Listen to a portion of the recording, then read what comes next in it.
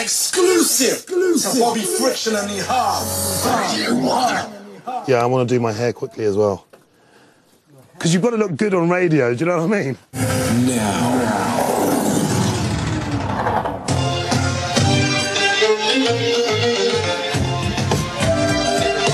Overweight to start the show. The only way, bruv. I've spent my career immersed in British Asian music, DJing, recording and mixing for the past 10 years. I've turned people onto the sounds of the British Asian urban nation all across the globe, and I love everything about British Asian culture. It's who I am. Yes, yes, broadcasting from the heart of In New Music We Trust Towers is the solo Bobby Friction. I'm from a Sikh family, but you'll find many of the same customs, food, and especially mothers in Asian households, whatever their religion. My mum's gonna hate this. She's a mum, isn't she?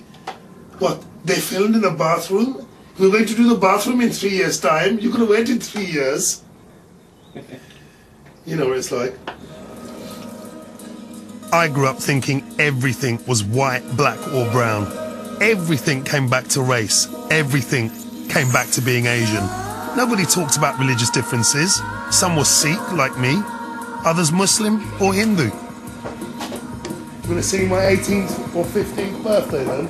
It just wasn't important. The racists saw us all as one brown mass of Pakis. And so we stood together to fight their prejudice.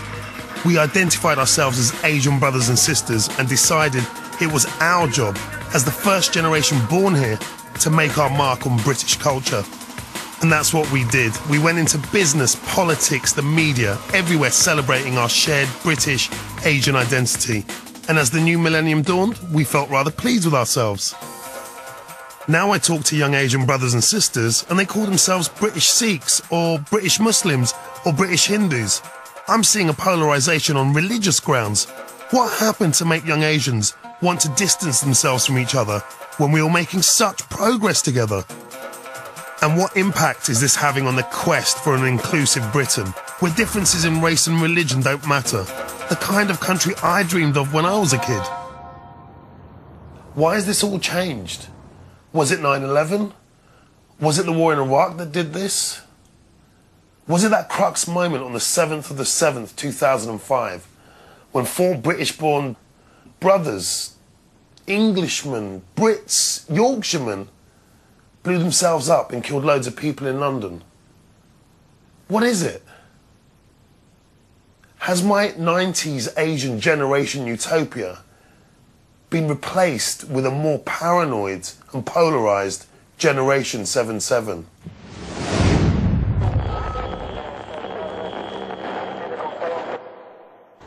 Like everyone, I was devastated when I heard about the London bombings. I watched as news outlets were flooded with stories of the atrocities on that day. 4 men, 3 from West Yorkshire, arrived here at King's Cross Station by train on the morning of Thursday, July the 7th. The police now believe all 4 men were probably suicide bombers.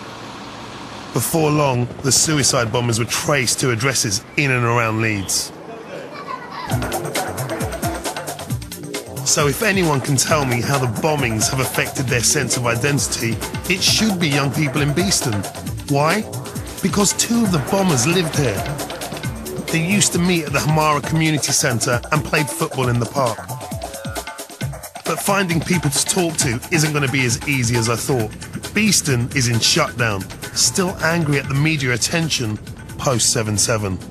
Straight after the bombings, these 4 streets just down here were literally crawling with camera crews, journalists, undercover journalists, people offering young kids on the street, you know, money. Can I take a picture of you in front of the Hamara Youth Centre? Can I take a picture of you in front of the mosque? Did you know the bombers? What did you get taught in the mosques? You know, are you a radical? Do you want to blow up Britain? Do you support the suicide bombers? Now, nearly a year after the bombings, they're still angry with the media. When I first approached them, that meant anger directed at me. Door slammed in my face, people just walking away the moment I said, I'm making a doc you. By the time I got to doc you, they'd just be walking away. There's no way I was going to think about turning the camera on. I felt intimidated. Their reactions really thrown me. I went there with a interesting Asian coloured chip on my shoulder, thought they would talk to me. Because I was going, brother, I'm just trying to find out. But the community is in complete shutdown. No one wanted to talk to me, and they were obviously very angry. I'm going back to London to do my weekly Radio 1 show. I can forget my frosty reception in Beeston and stop thinking about suicide bombers. For 2 hours, it's all about the music. Bobby Friction in the house! Play that track. Trust me. It's over. Except today, it's like the story I've been following is following me. I've been sent a track called Post 9/11 Blues by a young British Asian rapper MC Riz. He's also an actor known for his recent role in Channel 4's Road to Guantanamo. Only available on MySpace, this controversial underground track, dubbed by some a Muslim protest rap, has been downloaded literally thousands of times, but has never been played on radio. Until now. Open the ears, because this is Post 9/11 Blues.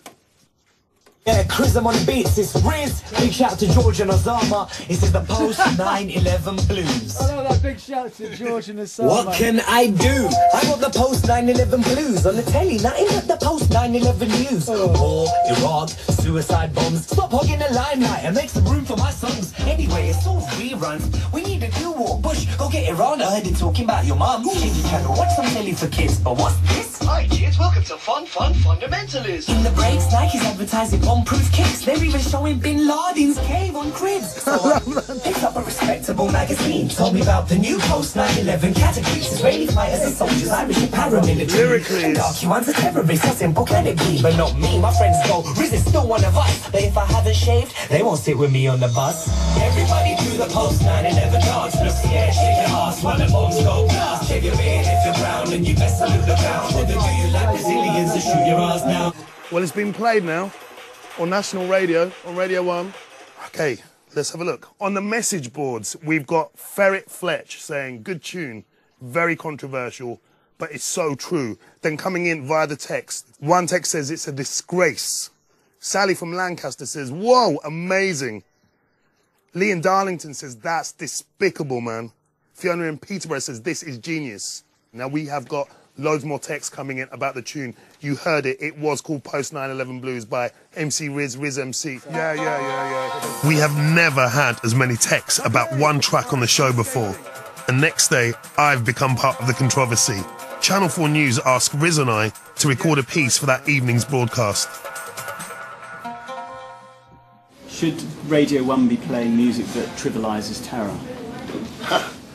Radio 1 should just be playing good music. Music that reflects the culture in Britain, music that pushes the genre that I DJ on Radio 1 forward. 9/11, 7/7, the so-called war on terror, these are the political issues that define our time, and you can't talk about any of them without bringing identity into it. And, I mean, I'll probably start by asking you whether you've done it as a Muslim or whether you've done it as an artist. I mean, That's a funny question when you think about it. He's asking if Riz is speaking from a specifically Muslim perspective, but there's no mention of religion in Post 9/11 Blues. If it were my track, I don't suppose a reporter would ask if I'd done it as a Sikh or even as an Asian. But the word Muslim has become loaded with such significance these days. Once they packaged it as a Muslim protest rap, you know, the phone won't stop ringing and it's just interview requests, and a production company asked me to author a, you know, raw, cutting-edge, edgy kind of expose Muslim kind of documentary, and I just think it's a shame in a way, because really it's stuff that everyone can relate to. It's a generational thing. It's not just affecting or to do with one aspect of society or you know, one section of the community. It's not just about Muslim. Do you know what I mean? Does it make a difference that it's like a Muslim saying this? Does it make it more or less subversive or dangerous? I don't know. Thank you very much. It was right after 9/11 that I started noticing a change in British Asian identity. But it's only since 7/7 that I've actually realised a major shift could be happening. I thought the best place to find out would be the community the bombers came from, but I've been shut out of Beeston.